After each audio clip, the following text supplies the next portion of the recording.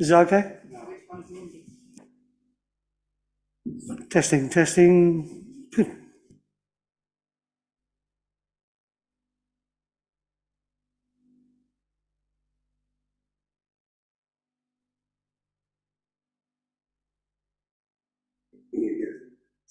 Is that okay?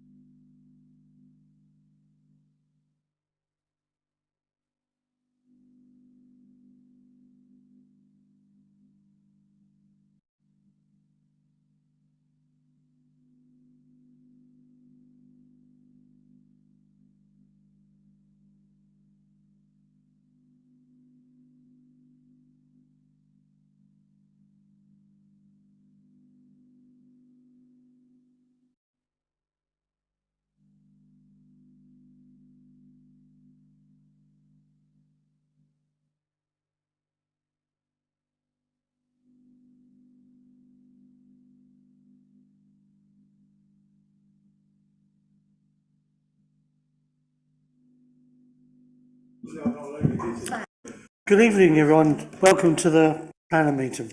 Welcome to members of the public as well. I am Councillor Mike Lilly, Chair of the Planning Committee, and I'll be chairing the meeting this evening. To begin the meeting, there are a few matters of housekeeping. Action in the event of emergency.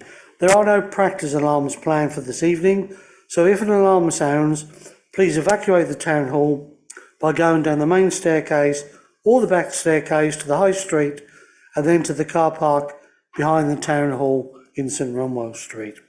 This meeting is being live streamed to the Council's YouTube page and will be available after the meeting. Please would speakers use microphones at all times and speak directly into the microphone, and would participants please mute the microphone when not speaking. Introductions. Members of the committee and officers will introduce themselves, starting from my left, please. Thank you. Good evening, everyone. I'm Lynn Barton, Councillor for Shrub End and Vice Chair of the Planning Committee.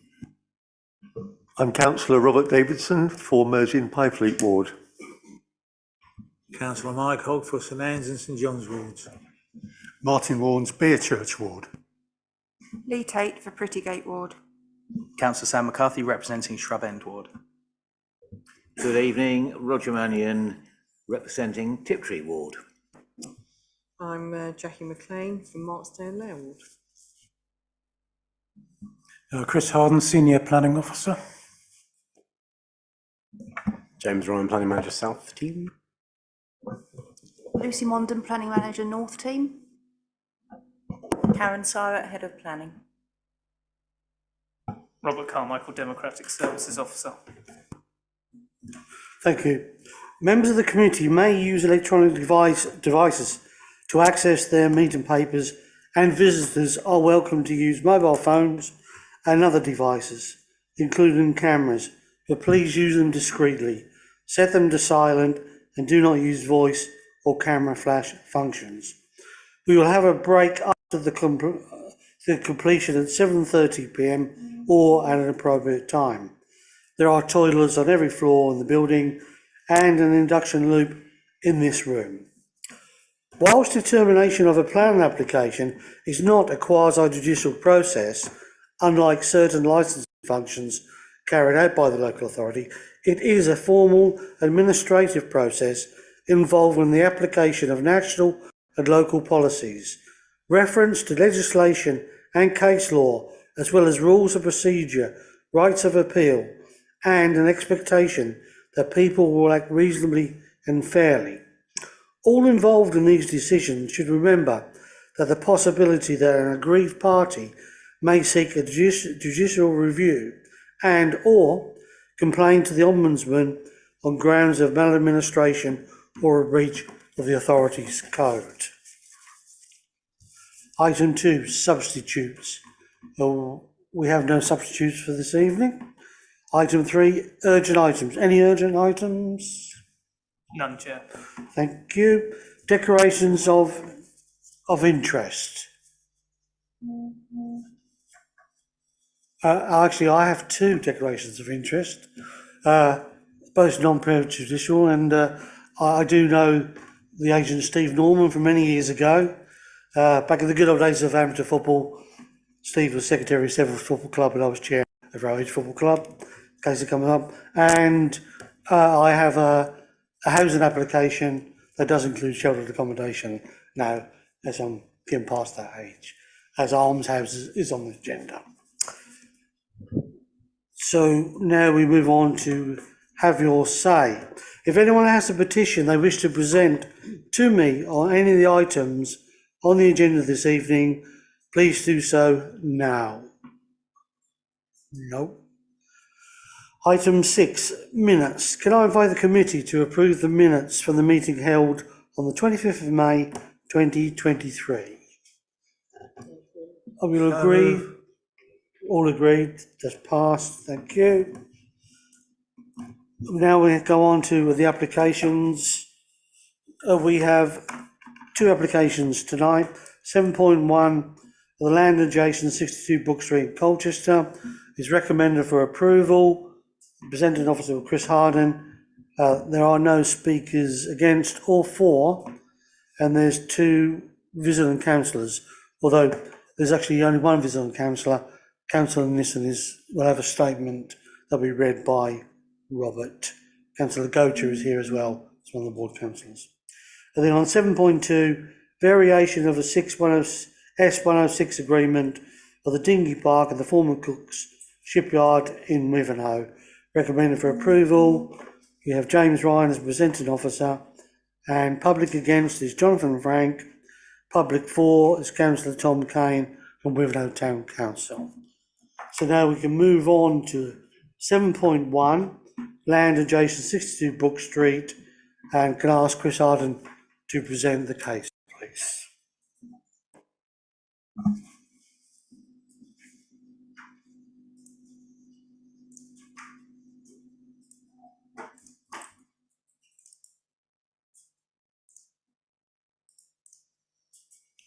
Thank you, Chairman. I'll just get the full view up.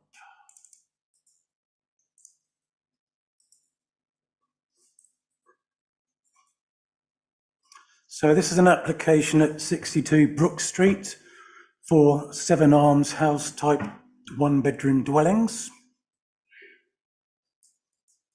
And this is basically the site plan. You see the red line area here. And the dwellings adjacent in the blue line are also in the same ownership as the application site. The access would be coming in here. This is the footpath going alongside the site here.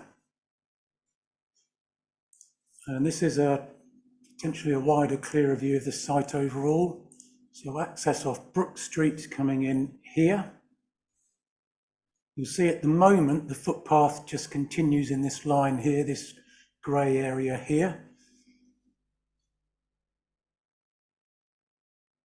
So this is a plan showing the proposal. Access in here, you'll see the footpath will be diverted for the last 13 metres or so that it goes square onto the road, which then allows a wider access point in here.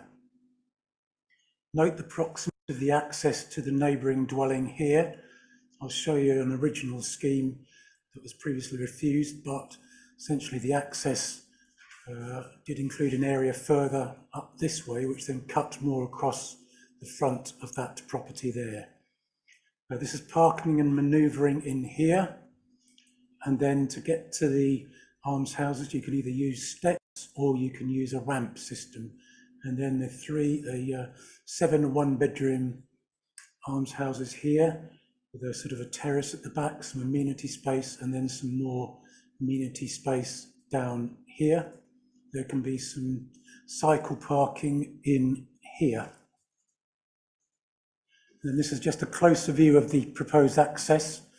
So you'll note how it relates to Brook Street.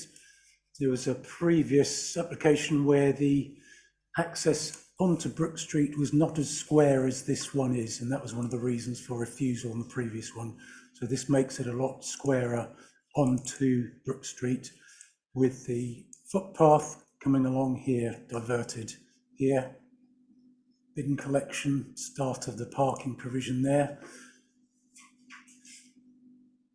And then a closer view in showing where the steps would be to get into the properties or the end of the ramp.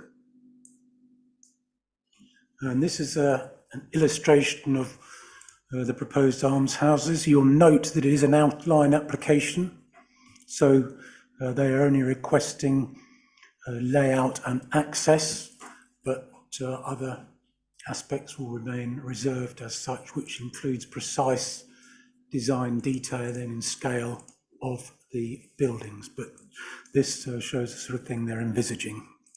1-bedroom almshouses. This is a diagram of sections of how they will achieve potentially the layout. So you'd build up a little bit for the parking and access area, and you'd level where the almshouses would go. So at the moment it is a varying level site. It does sweep down, so you'd have to have various areas where it is levelled to allow development, which is a fairly common approach for development sites. So I'll just take you to the photographs of the scheme now. So this is looking back towards Brook Street.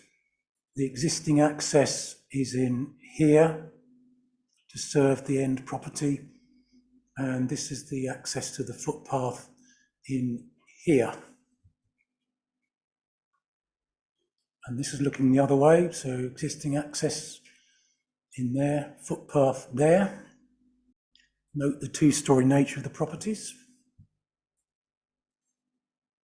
Looking into the existing access, you'll note there is a close bordered fence right alongside the footpath, so at the moment the amenity of the users of the footpath is not good, to be honest, and I'll show you some more pictures of that in a second. There is some vegetation alongside. You'll note from the report that this is considered low value vegetation. There is room to improve the quality of vegetation on the site. This is looking into the site.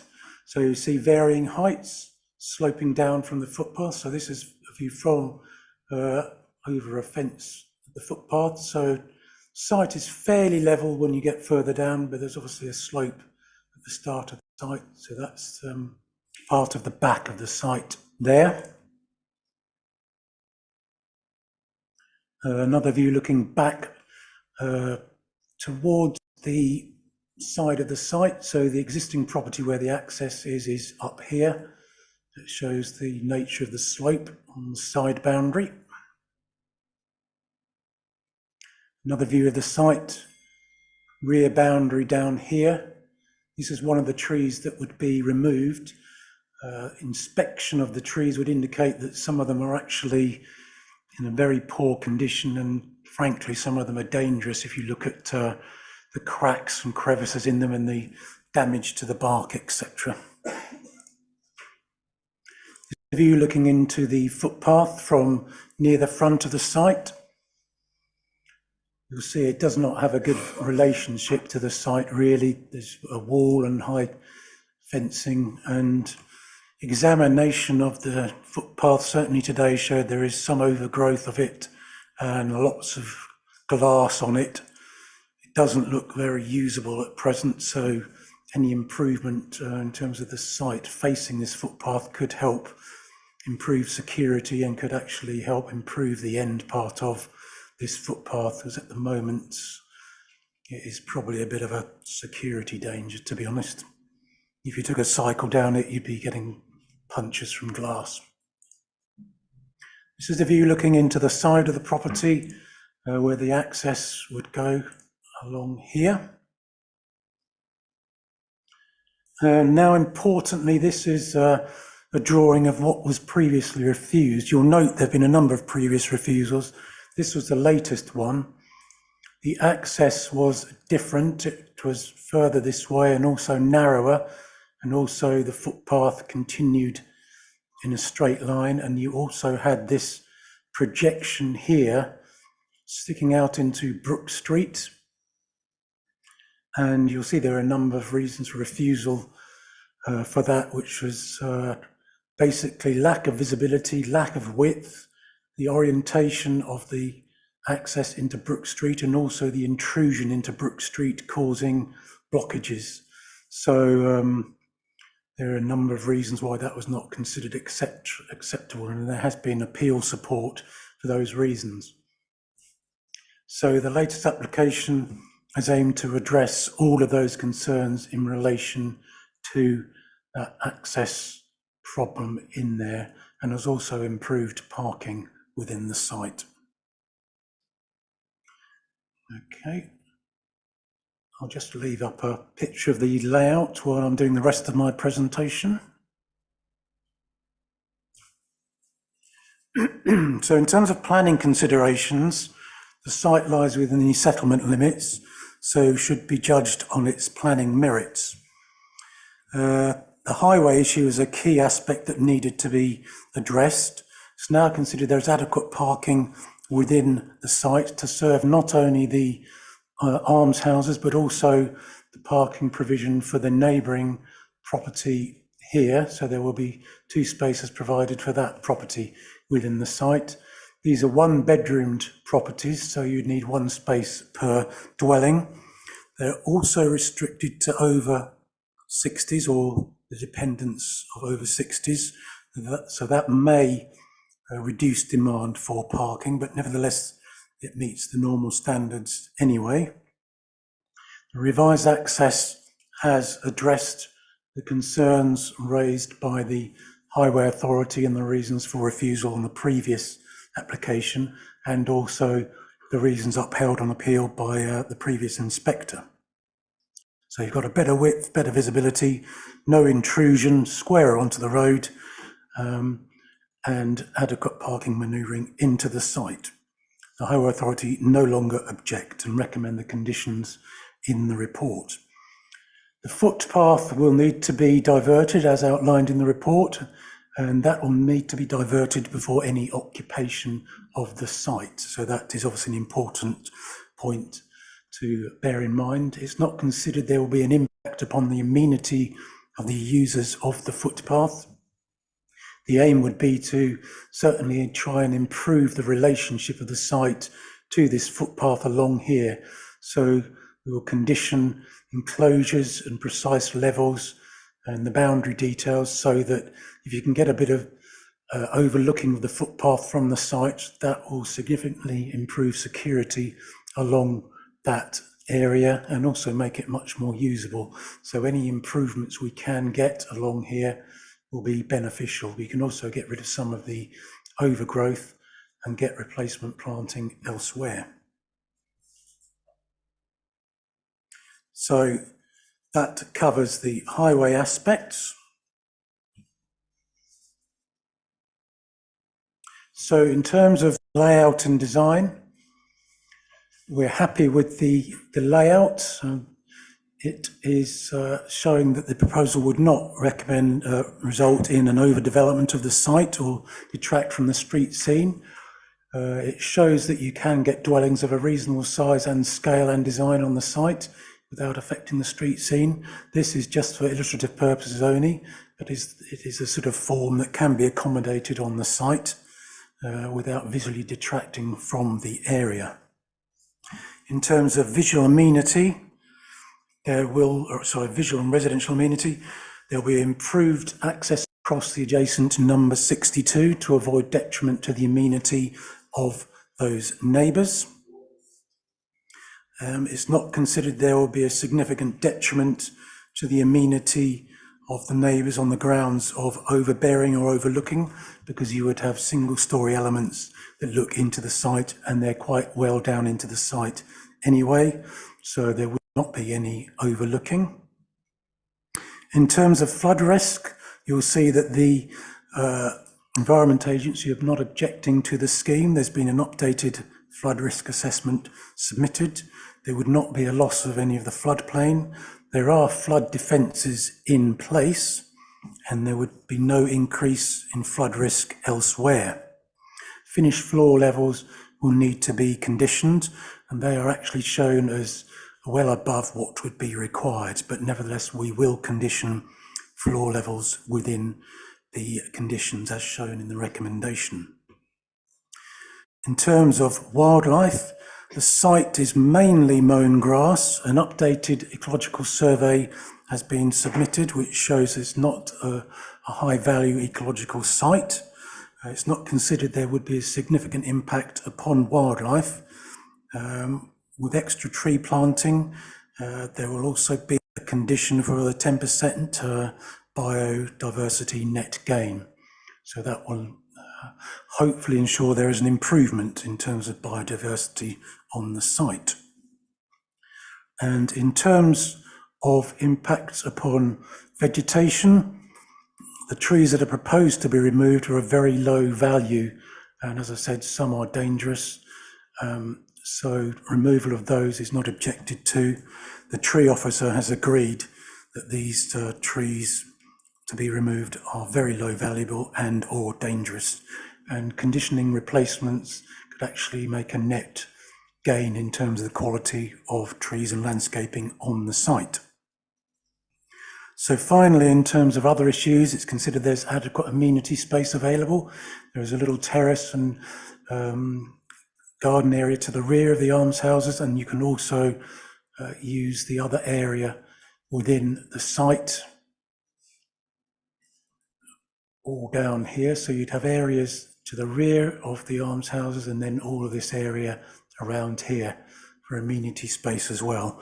So that would accord with the standards required in the local plan. So the recommendation is therefore approval with all the conditions as outlined in the committee report. Thank you, Chairman. Thank you, Chris. And now we move to the public speaker, also the speakers. Councillor Goucher, please. You know the score, Mark. Thank you, Chair. Thank you. Good evening, colleagues. Yes, I have a number of concerns about this. I know that it's been rejected several times before, and this is an amended plan. But my fear is that it still doesn't really take into account the context of Brook Street. It is one of the most polluted streets in Colchester. We can dispute which is the most polluted, but it's definitely on the list, that bottom bit, which is just down from this particular site. The site is just at the top of that bit that gets the most pollution. And to me, this is removing part of the green space that lies behind that side of Brook Street.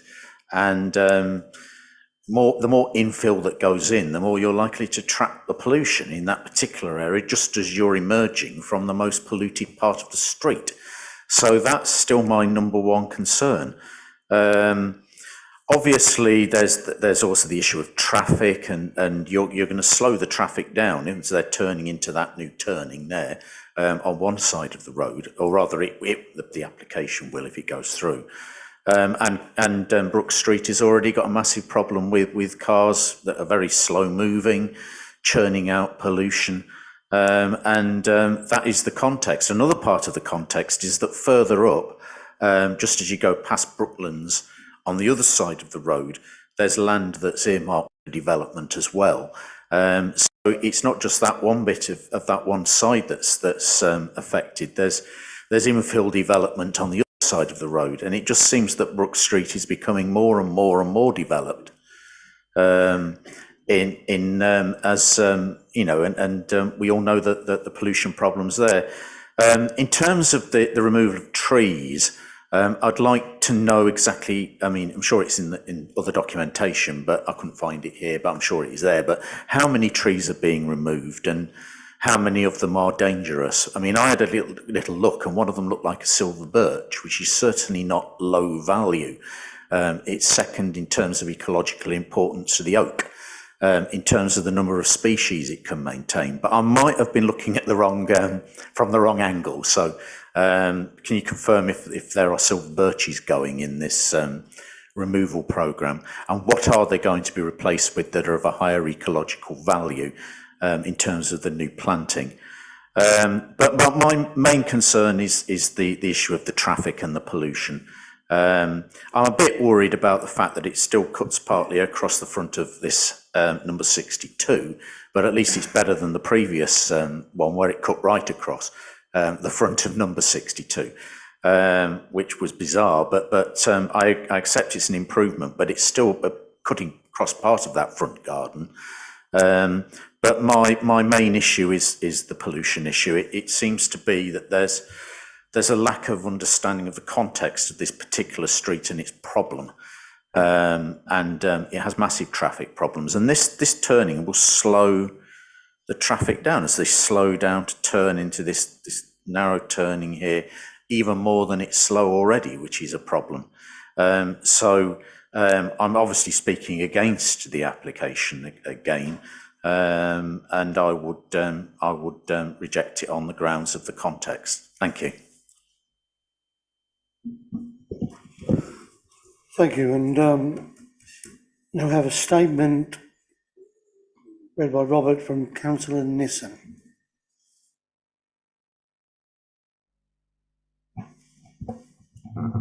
Thank you, Chair. So, the statement from Councillor Nissen is as follows. At the beginning of 2023, I called in the Brook Street Almshouse application on highways grounds. There have previously been concerns and revisions of the development. Given highways have subsequently resolved these issues in accordance with the resident concerns and the grounds for challenge are no longer applicable, I am happy to withdraw the call-in. My thanks to the committee, chair and officers for diligent consideration of the matters. Councillor Nissen.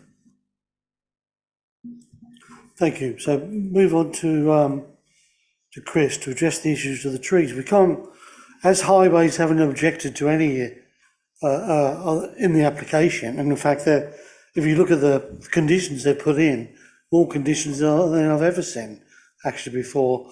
So we can't really address that because we have no authority over the highways. But the trees are a good question, please. If we could address that, please, Chris. Thank you, Chairman. Yes, from looking at the arboricultural impact assessment, there is a silver birch on site. It's down as rooted against an outbuilding with a wound at 2 metres with sapwood exposed. The preliminary recommendation is that you don't do anything with it. It is a category C graded tree. So essentially, if the owner wanted to chop it down tomorrow, he could do. I don't, that's not down as being removed according to the AIA, but it's certainly not very high quality with the sapwood exposed. So yes, there is a silver birch on there. Are silver birches protected by law? And do they have to be replaced if they are removed by anybody? I'm not aware of that, Chairman. From our point of view, if it's got a TPO on it, then obviously it's protected. But if you've got the silver birch, then no, I can't see any planning law that would protect it.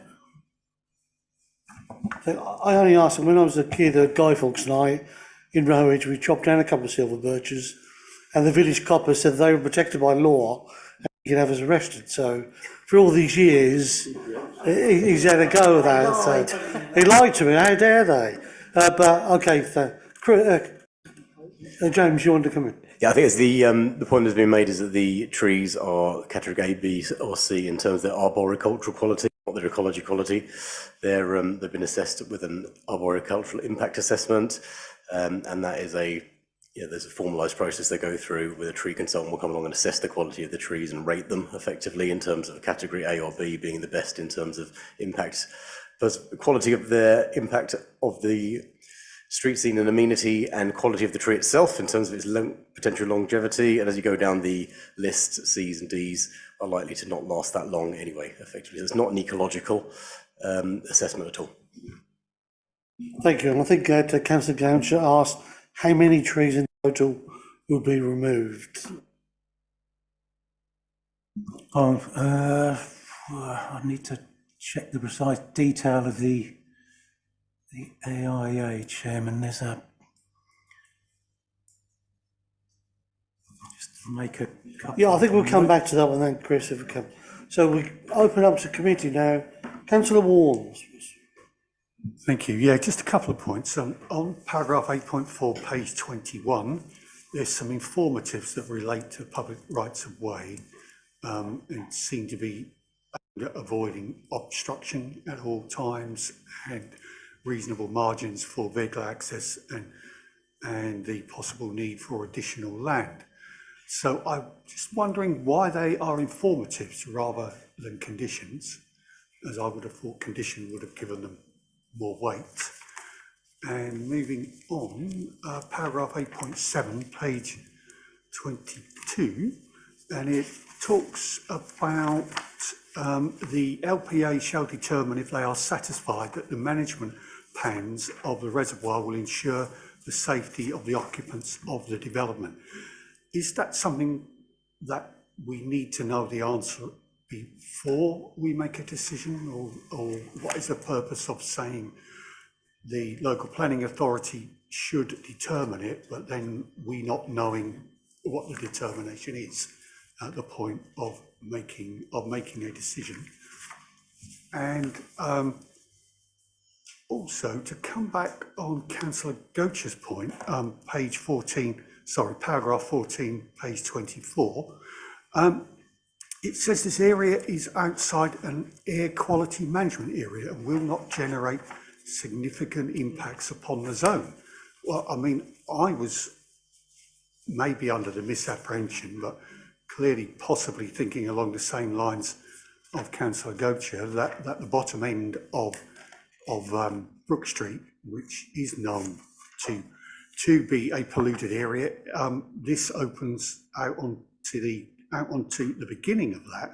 So I'm a bit, my initial reaction was kind of really, when it says that this will not generate significant impacts upon the zones. I'd like to have seen a bit more evidence for that, rather than that statement just actually being made, because this is meant to be an evaluative process, so it would be nice if we could know what the evidence is for saying that it doesn't generate significant impacts upon the zone, and confirmation that it is outside the air quality management area. I maybe thought the whole of Brook Street was actually covered by that, but maybe not. So some clarification there would be helpful. Thank you.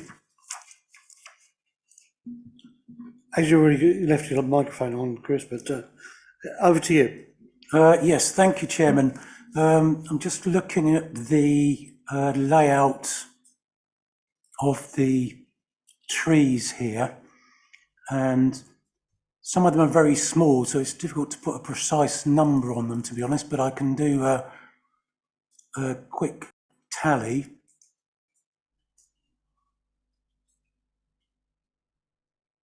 You've probably got, in terms of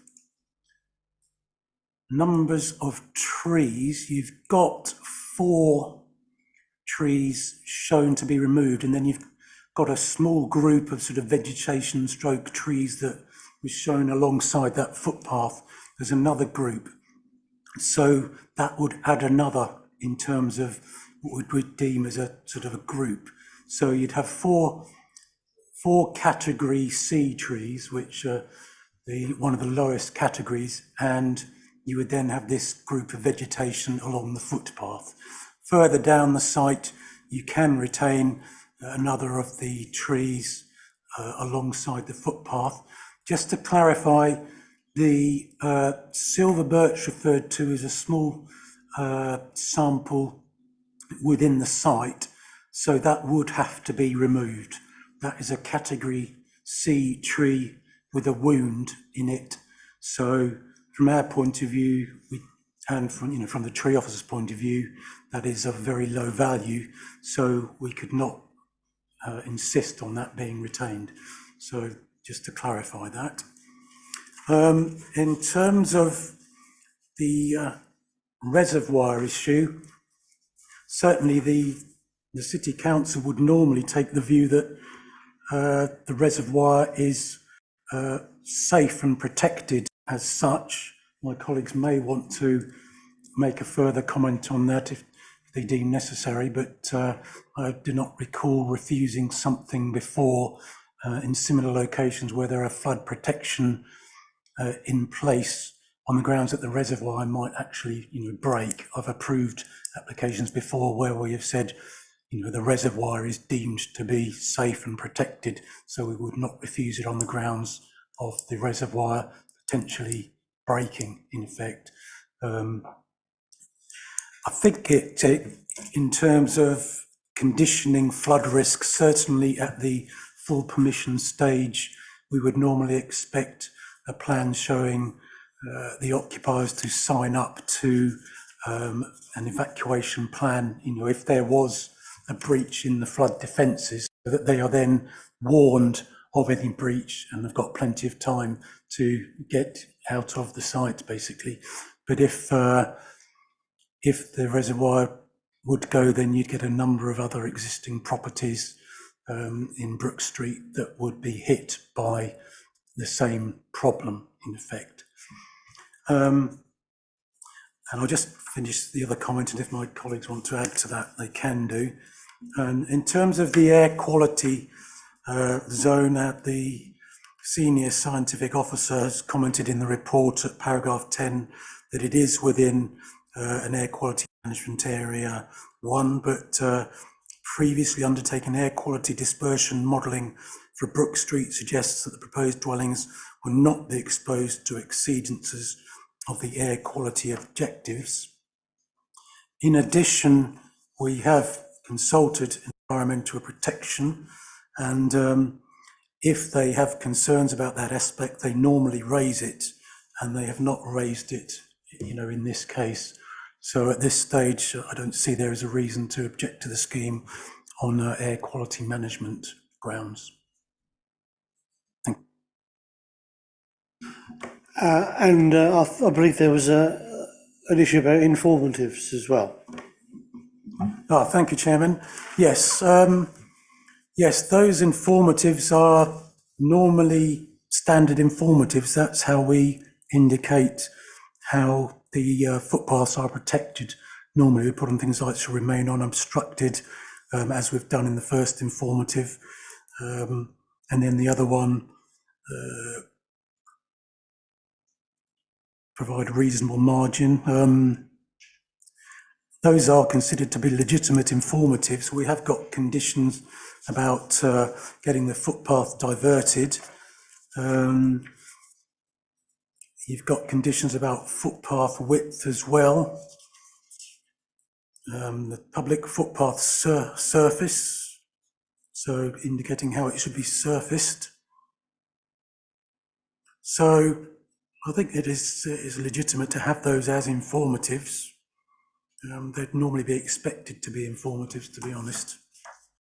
Thank you, Chair. They're effectively covered by the legislation, so it would not be legal to block a public right of way or obstruct it in any way prior to it being diverted off of its definitive line. So the conditions that we have got on there require the public right of way to be diverted, and they'll have to go through that process prior to occupation of the dwellings.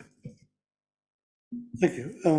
Councillor Warnes, we happy? Do you want to come back? I just want to know, as informatives, are they enforceable?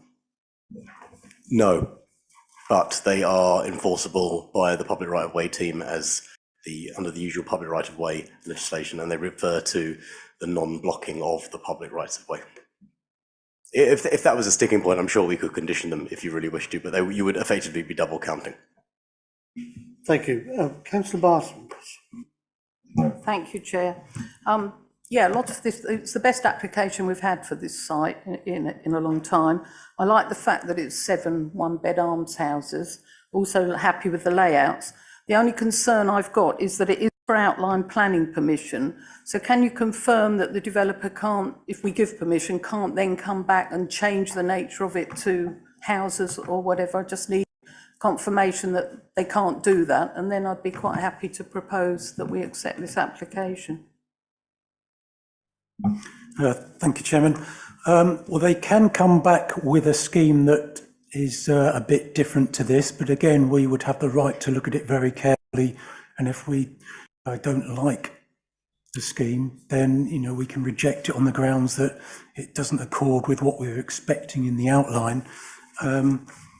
The description is one-bedroomed dwellings, so we would really have the power to say, they've got to be one-bedroom dwellings.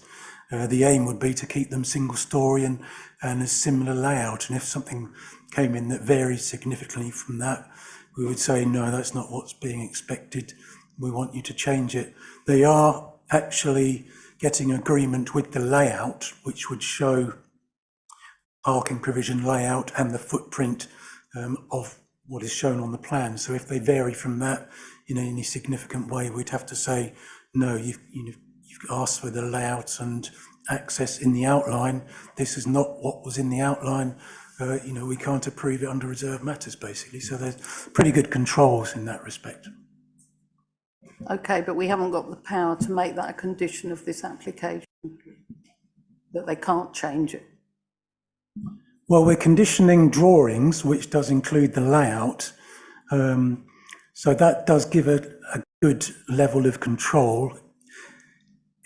What you probably wouldn't want to do is say you can't do any minor change. For example, if they wanted a slight increase in depth or a slight increase in width to get wheelchair access or something like that, or a porch in a particular point, that would probably be a bit too restrictive.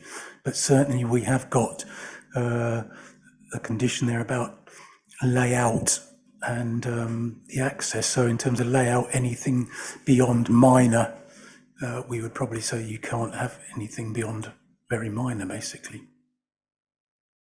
I just complete, in that case, I'm quite happy to suggest that we accept this application and the officer's recommendations. Thank you. And has that got a seconder? Councillor McCarthy is seconder for that. Got a couple more speakers and then we'll move on to the vote, I think. Councillor Davison. Thank you very much, Chairman. Yes, as you say, this site has extensive history of refusals. This site certainly seems to be acceptable. I'm quite pleased to see them as small, older people's dwellings. My concern, like Councillor Barton really, is that amendments could be made and presumably these could be sold, whereas almshouses, of course, they pay a management charge and they're always for rental.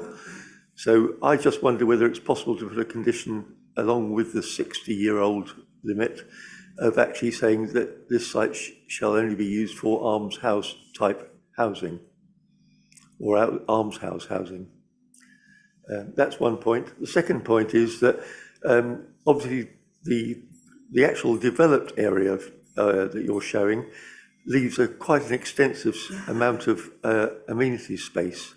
And I just wondered whether the footpath could be opened up to that amenity space, because actually Brook Street is a very intensively, highly developed area, and that would give people access for green open space, which would be more than welcome, I'm sure, by a lot of residents. And the other point I was going to make is that on 8.6, the tree, as Councillor Warren says, the tree officer is happy with the arboreological conditions. But also, obviously, we've got the biodiversity net gain. So in fact, there will be 10% gain. And I'd like to see that actually some trees are planted, including silver birches, in that. Thank you.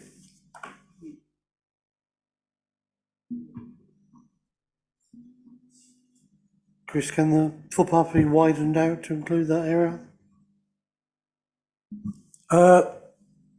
Probably not, I would say. It is private land, and you'd need some form of legal agreement to say, you know, you're giving up private land for public access, and you'd need to have a justification for that. And I don't think there is adequate justification to say you've got to give up some of your private land to the public in this case, to be honest. I think what you'd have to try and do is at least keep the relationship of the site better than that it exists, which, to be honest, at the moment it couldn't be worse. But to say that the public can access into the rear of, you know, the amenity area, I don't think is going to be feasible or justifiable, to be honest. You'd have to have a legitimate planning reason and had to be controlled by a legal agreement. And for a site in the physical limits of the settlement, you know, the town as such, I don't think there's a justification to do that would stack up. The other point about almshouses, I think you'd first of all have to look at the description of the proposal. It says almshouse type dwellings.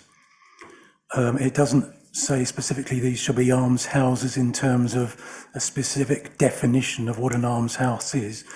In planning terms, that could be quite vague, but, you know, in the dictionary terms, it's more of an affordable provision. Almshouses were originally, you know, provided by, say, a benefactor for anyone to come in and live in there, potentially free or paying a very nominal rent. So that's not as what is being put forward on the table. So they're just indicating an almshouse type approach in terms of, you know, scales and forms of the building, size of it, and they have offered an over 60s condition, which restricts it to people over 60 or their spouse or partner or widow. So there is not an affordable provision put forward by the applicant, basically. I think, again, in the settlement limits for a site that's large enough to accommodate this number, be difficult to insist on saying, you know, you've got to have them as an ancient type of almshouse and controlled by a legal agreement. That's not what's being put forward, and I don't think we can justify that in that respect, to be honest. Thank you, Chairman. In that case, I'm quite happy that Mr. Harden has already pointed out that we can come back and limit it to single bed occupation. And as I say, open space is always valuable wherever it is. So it's a bit of a disappointment that these 7 houses are going to use all this themselves. Councillor Manning. Thank you, Chair. Can I just ask a clarity, please? Excuse me. If there were changes to the plans, which the officers considered, and they were serious enough to be seriously considered, excuse the pun, could these be brought back to the committee to be decided before the decision is made? Thank you, Chairman. I think 2 points on this. First of all, we are approving the layout. If anything is so significantly different from the layout, then we would not deem that as being a reserved matters application. We'd have to say, no, it's a new full application.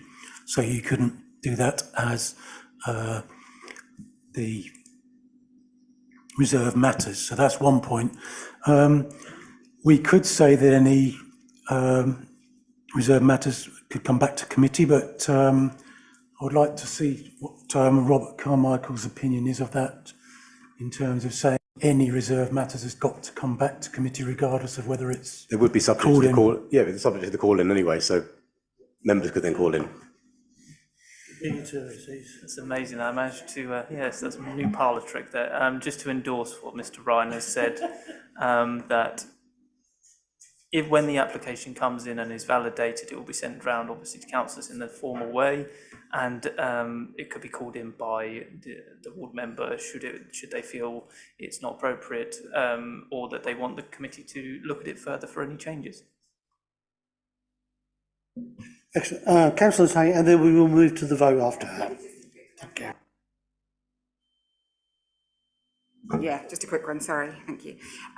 Regarding trees, I do share Councillor Goach's concerns. I mean, it's a very congested road, and we would be losing some trees, albeit not of the greatest of quality.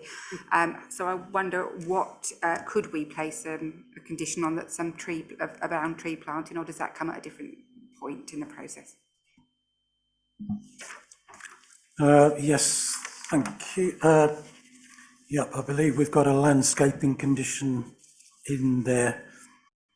Yep, so we've got tree and hedge retention, those to be retained shall be retained. So only those that are being shown to be removed would be removed, and then there would be replanting. We can, in terms of the reserve matters application. Landscaping is a reserve matter. I was just about to say that, yeah. In condition 1 in the outline, we've got a landscaping as one of the reserved matters in there, so they would have to provide those details, and we'd certainly be pushing them for extra planting, basically, and replacement planting. Okay, thank you very much. So we have a proposal by Councillor Barton to recommend first for approval, and seconded by Councillor McCarthy. All those in favour of the application, as in the conditions, please raise their hands. That's unanimous, Chair. Thank you very much. And now we move on to 7.2, variation of S106 agreement, the Dinghy Park, former Cook Shipyard, Walter Ratcliffe Way, Wivenhoe, Colchester. James Ryan to present, please.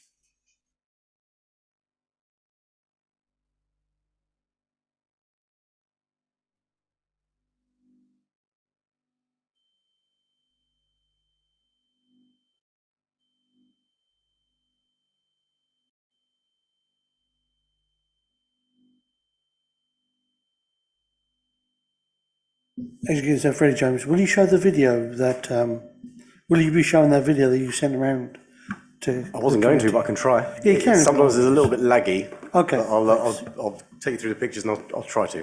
Thank you. Yeah. So this is item 8, application for the variation of one of the clauses in a very old 106 agreement from 2001. It's actually signed a fair bit later than that, and there have been a number of variations since. But the application is by Wivenhoe Town Council to allow additional uses on the Dinghy Park at the former Cook's Shipyard in Walter Radcliffe Way. Let's go full screen. Where is it? So this is the Dinghy Park, you can see. Got the flats to the left, and restoration offices on the ground floor, the Environment Agency building at the tidal barrage, at the little pyramid hipped roofed thing in front, and then the handful of dinghies that are sitting in the Dinghy Park. It's effectively a car park for dinghies. It's laid out like a car park. It looks a lot like a car park, but it's got dinghies in it. There's some buddleia and some dinghies in the car park, in the Dinghy Park even. That's looking back down towards Wivenhoe main area. More dinghies. A little bit further in, that's the Environment Agency building in the background. And then there's actually two spaces there. If you see my cursor in that area here that I don't think ever have dinghies in, but they are allocated. And that's looking back at the flats. So this is the excerpt from the legal agreement. It's the purple of the Dinghy Park spaces. So those ones are like ready purple on there. And then those two up there. There's car parks either end. These blue spaces, which look like they're part, one of these has actually got a dinghy in it, but they are spaces dedicated for commercial uses. So I'll leave that up on the, so I'll see if I'll show you the video.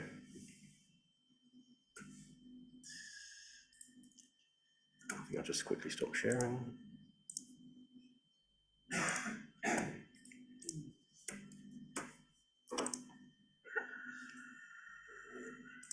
One second.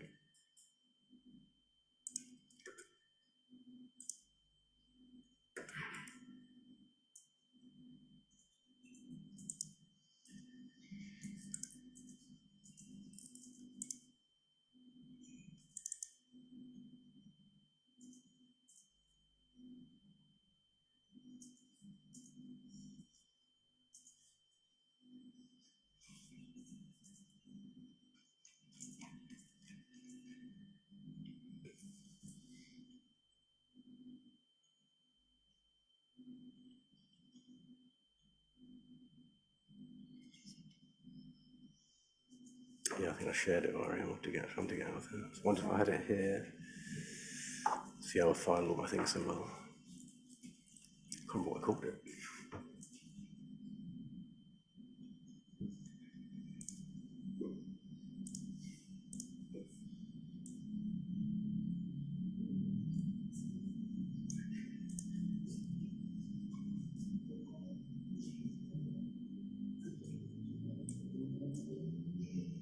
Did I share it with you on Monday? Do you remember when I shared it? You don't think you need it? If we need the video, I'll try and dig it out. I'll try and track down. Yeah. Okay, good. So, sorry, we're just going to, for the sake of the mic, yeah, we can move on as it's causing problems. We've seen the pictures, so let's just crack on, shall we?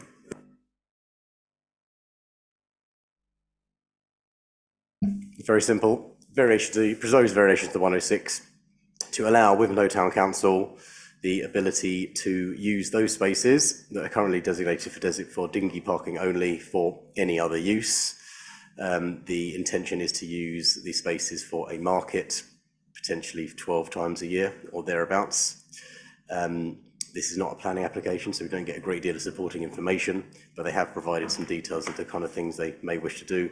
Mainly markets. They may potentially put some canoes on it or use it for water sports or anything that they think is in the public interest, being a town council and therefore acting in the public interests. I know we've got a couple of speakers here today, so I think I'll let them say their thing and then we can discuss it. So thanks very much. Thank you. So now we move on to the speakers. Can we have Jonathan Frank, please, to come up?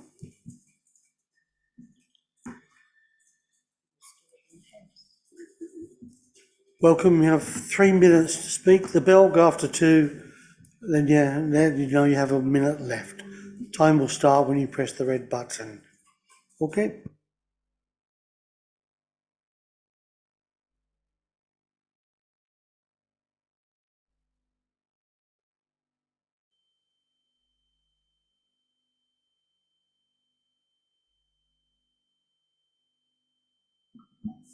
Good evening.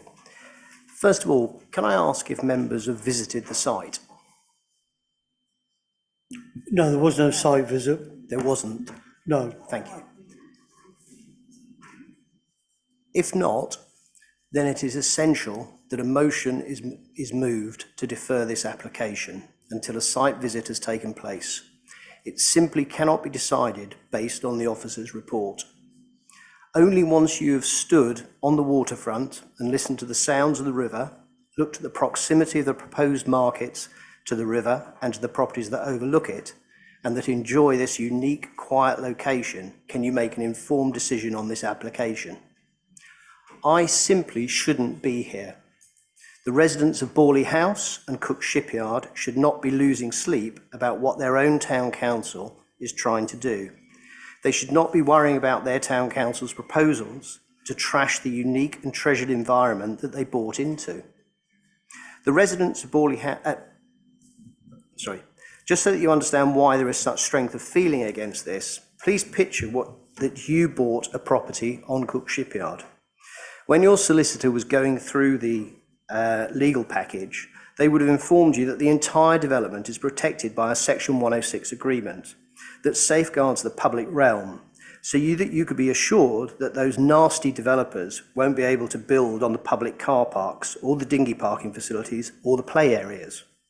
You felt assured that this would protect the environment that you were buying into. But then it's not the nasty developer who wants to ruin the environment, it's your elected representatives, the very people who should be protecting the things that their predecessors, fought so hard to get provided on this site. The Section 106 agreement clearly sets out, and I quote, not to use the dinghy park for any other purpose other than as a dinghy park. Very clear and unambiguous. Compare that to Wivenhoe Town Council's letter of clarification dated 22nd of June to your officer, Eleanor Moss, where, and again, I quote, they reply when asked what uses will it be used for: community activities, occasional monthly markets, Christmas market, concessions for business offering water sports stroke activities, community initiatives, provision of fishermen's use, additional canoe rack. And yet, you are only being asked to vary the Section 106 today, so it would read any purpose other than the dinghy park for the parking or storage of boats and their trailers and outdoor markets. One single variation, not the multiple things that the officer has just explained and is in this note. So this application is ambiguous and is far from clear. There is simply no need for this application. It has been appallingly handled by the Town Council, who have shown almost contempt for the residents and a complete lack of understanding of the impact that this will have. You do not have to agree to amend this Section 106 agreement. The financial argument is spurious. Not everything has to be monetarised. If you apply this argument to every piece of public realm, we would be looking at every piece of public land being developed or commercially exploited. Yes, there is a reported shortfall. I'm sorry, but that was your 3 minutes. Or was it? Oh, yes. Oh, right. I thought you might have finished then. And, sorry, no, I was. Sorry, your 3 minutes is up. Okay, thank you. In response to the site visits, we don't necessarily visit every site on every application that we have. A video was sent around of the site that we all saw, and usually, like myself, I usually go onto Google Earth and look at the sites there. I knew the site anyway from a few years ago when I was looking at when I was a cabinet member for parking, and we looked at it. Then there was a proposal for us to turn it over to paid parking, but that never happened. But so that's one of the reasons why we don't do all. Members are all free to go as such. So there. I do have the video to share if you wish to see that. Yes. So I think you can see the video that we saw, and it shows the dinghies in the space and the area. Always a little bit laggy on here, but so it's from here is the Dinghy Park.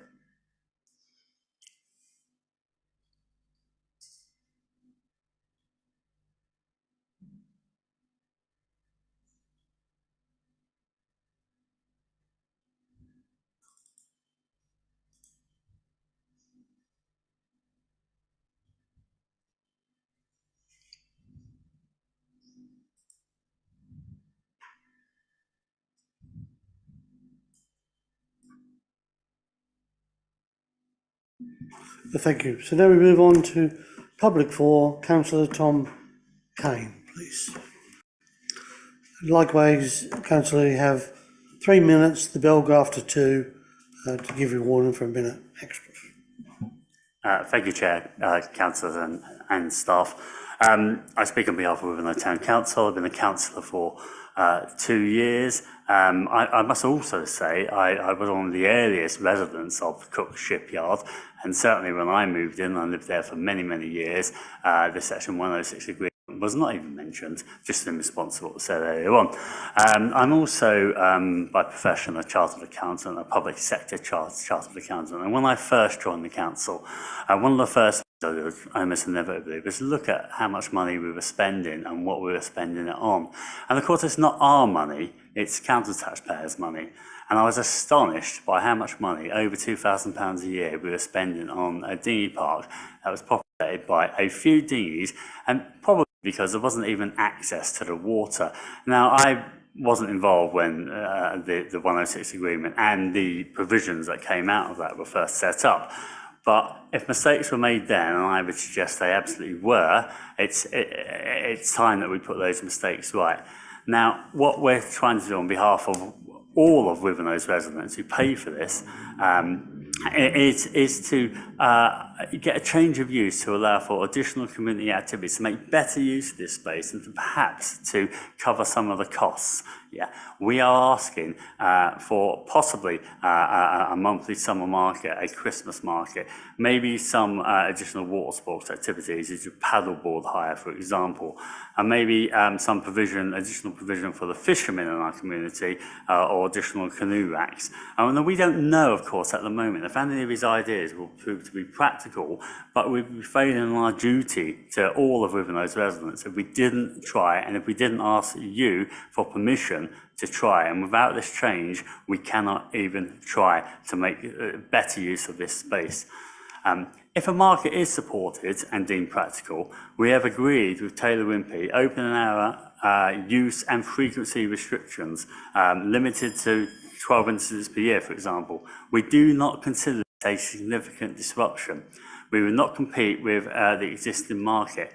We have consulted enthusiastically with Colchester City Council and will continue to do so.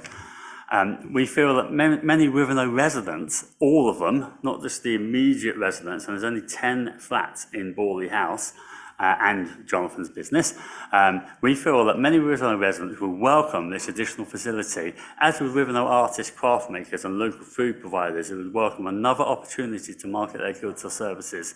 There is ample and currently underused parking provision with 2 car parks. The local roads are no more narrow than many others in Wivenhoe, including the main road in and out of Wivenhoe. The current Dinghy Park users have been contacted and are supportive. Thank you for your time.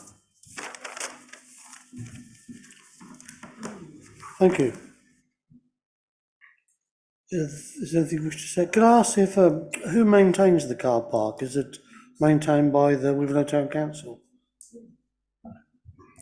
It's owned by Taylor Wimpey and leased to the town council, so I believe they are in maintained. I'm not entirely sure, to be perfectly honest, but it looks very well maintained. Is there anything else you wish to say in the comments, Mike? Only that because this is not a planning application, it's entirely in members' gift as to whether to allow this or not, and if there are any additional if they want the clause changed to any specific wording, if they impose any additional limitations, that is also entirely in your gift. Councillor Davison, did you indicate to speak? My vice chair says you were looking this way. Oh, anyway, thank you, Chairman. I hear both sides of the argument, but actually, Wivenhoe is quite a large village. It has extensive open space or extensive public grounds near the public car park, nearer the church. And I wonder why the market can't be held elsewhere, for example, in the public car park or somewhere else where it would be more accessible to the rest of the village. But my bigger concern is that the River Colne is covered by various European designations, Ramsars, SCAs, and I think noisy markets along the waterfront will be against those regulations. So I'd like the officer's opinion. Ooh, never mind. Thank you. I mean, this is the variation to a 106 that's before us, so we're not here to look at other potential sites. I accept that there are other sites that could house a market, but this is the one that is before members tonight.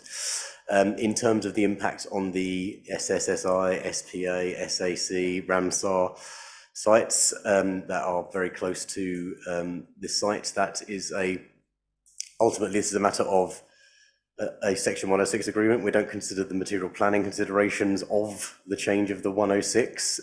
The development, should Wivenhoe Town Council decide to carry out development, will either be permitted development, for example, markets, in which case there is no control on those matters. If they decide that they want something that is not PD and constitutes a material change of use, it would require a planning application, and then we could assess those impacts, and they could come before committee, absolutely. So that is very much, again, a call for members to make. I think the frequency that the Town Council are talking about means it's reasonably unlikely that it's going to cause demonstrable harm to protected areas in terms of ecology. Wivenhoe Town Council, as I said before, are going to have to act in the public interest. It's obviously not in their interest to leave it in a state and allow litter and pollution to proliferate. They appear to be talking about hours in the middle of the day when, additional lighting and such is unlikely to cause demonstrable harm to protected areas. It is an active river.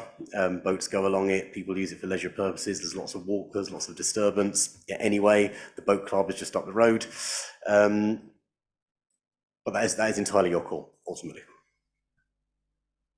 Could I ask someone to turn the public speaker microphone off, please?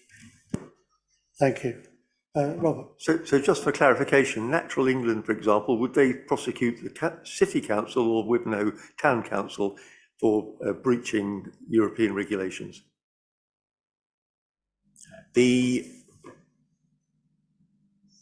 a good question. First of all, there would have to be a breach, ultimately, and Natural England do have powers rarely used, to be perfectly honest, in terms of material harm to SACs, SSSIs, SPAs, Ramsars, etc. The Wivenhoe Town Council have a duty to carry out development. Ultimately, if it's permitted development, it's permitted. We do not control it. So it's as simple as that. This is the only control you have, ultimately, is whether or not to allow the change in clause. If it's permitted development, it's because it's development that exists, it's development that an applicant would like to take place, but is already granted permission by the General Permitted Development Order, and so there is no control on that basis. Invariably, it would be something that if something was occurring that was causing obvious demonstrable harm and Natural England got involved, they would I don't suppose they go straight to prosecution. I think they would come to us. We would obviously talk to Wivenhoe Town Council and say, can you be more careful, for example? Can you ensure that whatever issue that is arising is not? A lot of the harm to those protected areas comes from recreational disturbance, and that's people using the SSSI, SPA, SAC along the Wivenhoe Trail down to Arthur Creek for leisure purposes. So, and for things like bait digging, that kind of thing, actually entering the SSSI itself, and this is not quite inside the SSSI, it's just along. So that would be a question for Natural England ultimately, but it seems fairly unlikely.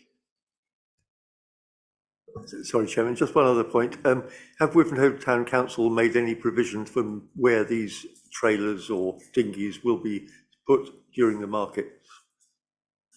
Yes, that question was asked, and they just said they'd move them along, effectively. I mean, they are fairly lightweight structures. They're on trailers. You could move them all into one parking bay. And as you saw, there was those two parking bays that are rarely used, and I presume you probably wouldn't want to use as a market, potentially, so you could shift them all up there. So that certainly was considered, and that's what response they gave us, which seems pragmatic. Councillor McLean down the end. Thank you, Chair. I would like to know how much use there is of those boats for the wider public in the area. I find it very difficult that someone's wanted to put a market by the water's front, when really it could be more central, because it's a terrible area for the road network around there. They're so narrow. If you meet anybody, there's no way you get 2 cars past. So I find that really hard because everybody goes by car.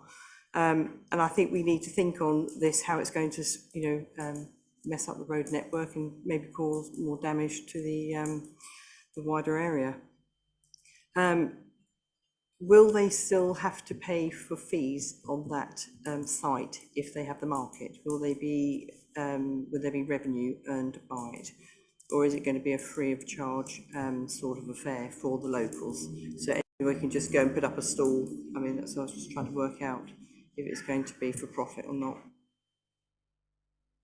I don't have details of the type of market they intend to run. It is a revenue generating market. I think the town council have been clear that that's the idea, it's to cover some of their costs. So I assume it wouldn't be one where you can turn up for free, because that wouldn't generate them the revenue, I'd imagine. But that is not up for discussion today. Ultimately, that is a matter for the town council, should they wish to, should this project become a practical solution, and should they decide to go forward if members agree the change in clause. In terms of parking, I mean, I think once again, it's entirely in members' gift. Ultimately, there is a car park nearby. We would not encourage people to park here. I mean, I think this is within walking distance of a large portion of Wivenhoe.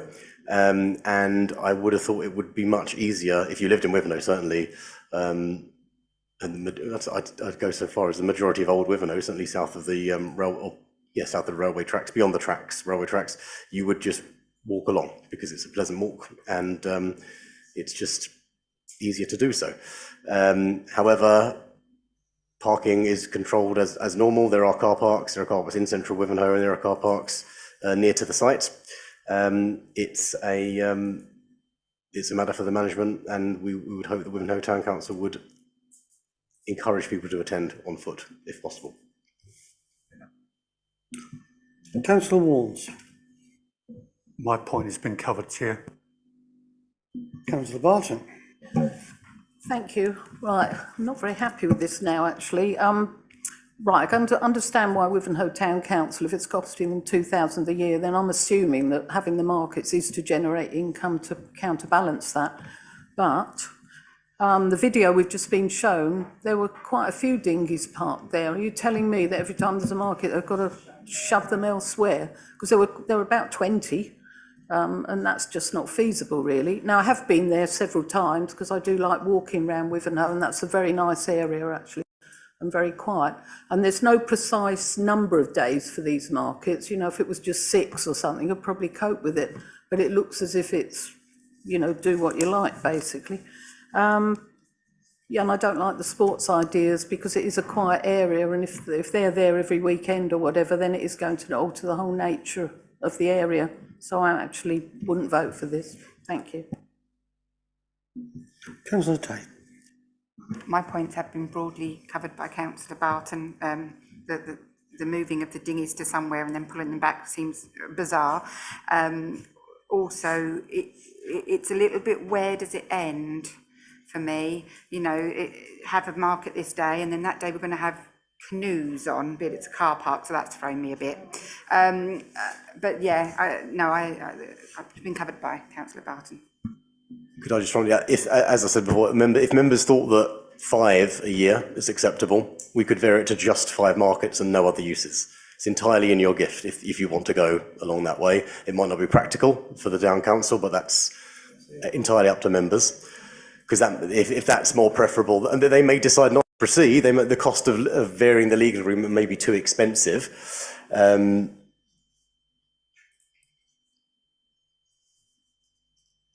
we could defer to reach agreement on specific uses. But if you were just happy with a market on a certain set of days per year, we could take away officer delegation to deal with it like that, and if that's not workable, I could bring it back with a further option for you. Without the sports activities? Yep. We can, because this is not a planning application, you can decide exactly what is workable in your opinion, and I can put it to the town council, and if they say yes, we'll go with that, we will vary the condition we'll vary the 106 on that basis, because there's an expense to them to do that. they'll have to pay the legal fees for getting the 106 varied. And if they don't want to, we can either park it or bring it back with a different scheme. Councillor Davison. I thank Mr Ryan for his advice, but I'd like to propose that we do not vary the 106 because of the environmental and local impact on residents and the river. And is there seconded at all? Yeah. There's quite a few. Definitely. Go for Councillor Tate, I think she was quite across there. I'll take Councillor McCarthy. Councillor Warnes, did you have your hand up before? So we'll go Councillor McCarthy first, then Councillor. Yeah, thank you, Chair. It's 2 seconds. I'm finding this all very strange because it's not a planning application. This is something totally different. So it's like we're trying to create something out of nothing almost. If there's a hole in your finances as such of £2,000, to then put a market on the site where the issue is just the most bizarre thing I've ever heard in my life. Surely there are other ways and means to recoup that money. And I just find it absolutely baffling that we're having this conversation. So that is all I have to say. If there's £2,000 that you need to recoup from somewhere, find it elsewhere. You know, if we have holes in our finances here, right? We don't have the money to do certain things. We're not just suddenly. I can't put into words what I'm trying to say, but I just find it absolutely baffling that we're having this conversation.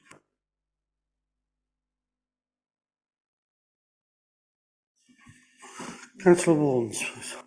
I'll see how the vote goes and then decide if I want to raise the point I was going to raise again.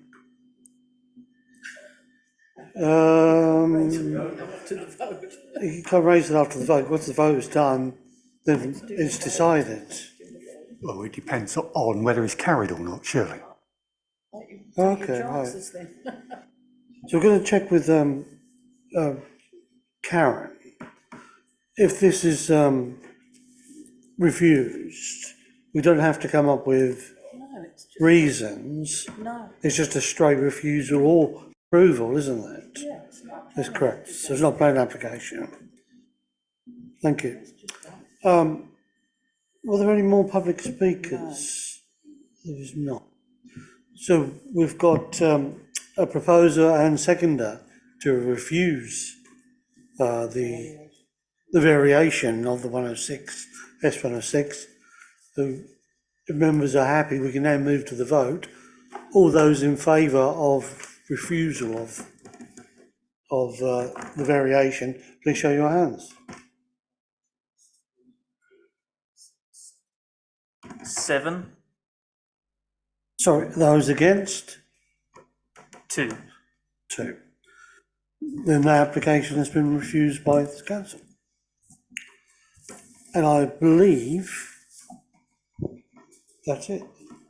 That's the last. That's the last item on the agenda. Thanks very much for turning up, and thanks colleagues for attending there.